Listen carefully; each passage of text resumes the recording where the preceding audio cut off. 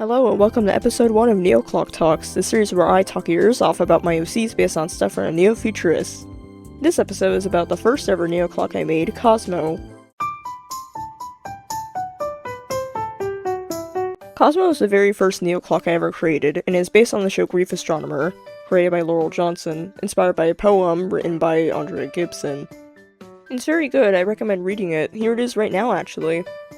Quoting an overview from this website here, Grief Astronomer is an immersive, multimedia exploration of trauma, disability, childhood, and our relationship to a massive and mysterious universe.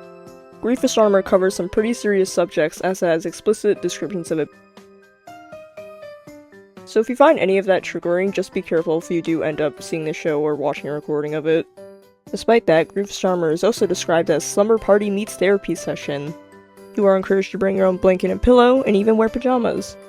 Performances of Grief Astronomer are also designed to be accommodating for people with physical or developmental disabilities, as well as those with sensory sensitivities.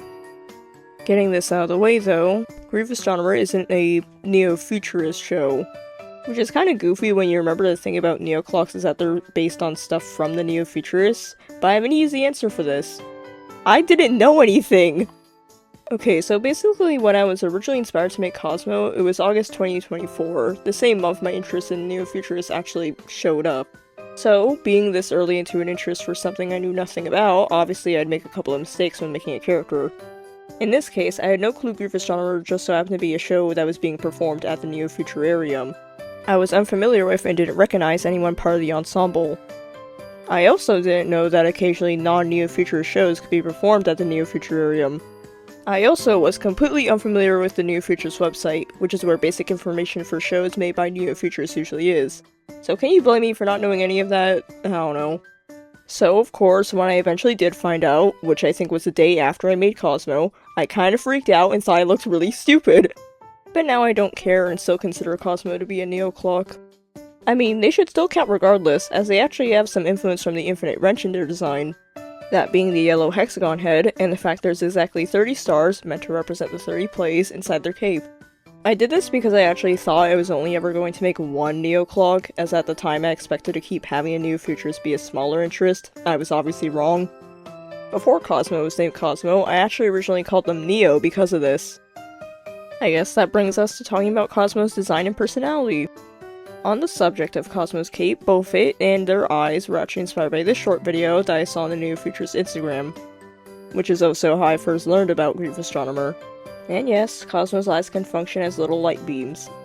Continuing on the outfit, they wear glow-in-the-dark pajama pants as well as slippers, referencing how it's encouraged to wear pajamas to the show. They also wear this scarf connected to their cape that has little moon phases on it.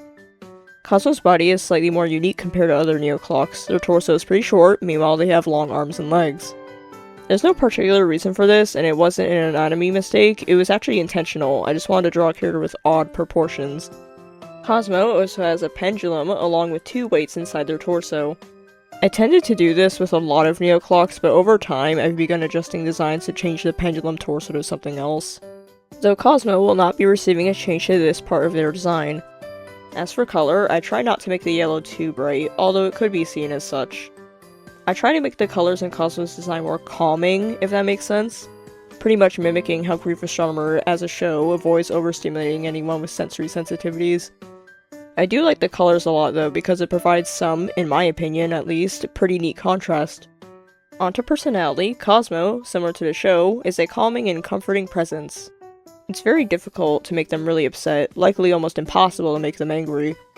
They're very compassionate, caring for everyone, even if that person is usually mean. Cosmo's compassion, paired with their calm temperament, makes them pretty charming and persuasive, making it difficult for someone to want to purposefully mistreat them. If someone ever needs help or someone to talk to, Cosmo is there to listen and support them. As for relationships with other Neo-Clocks, Cosmo is pretty good friends with Bongo, who I consider to be the most energetic and chaotic out of the group. Cosmo doesn't mind how strange Bongo is, and they don't mind the also highly energetic Febs. They get along very well, being able to also bond over their shared themes of space.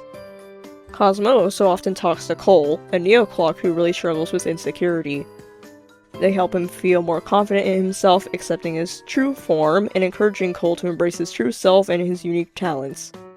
There's also Coach Love, who, similar to Cosmo, tends to be focused on helping guide others going through struggles, particularly relationship-related problems. However, he is more harsh in his ways. Both Cosmo and Coach Love tend to discuss with each other the different ways they could help others, even if they have kind of conflicting ways of going about it. Now, for some extra little things that couldn't exactly fit into me talking about Grief Astronomer, Cosmo's design, and personality. Cosmo's original art was completed on September 22nd, 2024. I've also made a plushie of them, which I finished sewing by hand on April 24th, 2025, which also just so happened to be a day after Laurel Johnson's birthday. Here's Cosmo's photo booth picture along with the colored version. I draw these for every Neo clock I make as a fun reference to the actual photos a Neo-Futurist use for various things, such as promotional posts like this.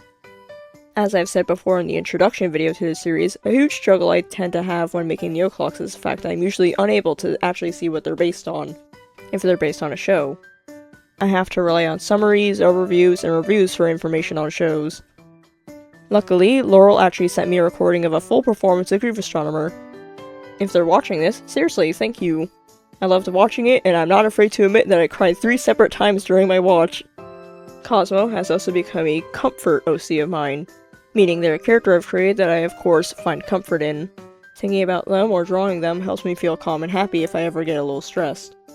There's also a song I love, which makes me think about Cosmo whenever I listen to it, even if the lyrics don't exactly fit them. Overall, Cosmo is one of, if not possibly my favorite out of all the Neo clocks.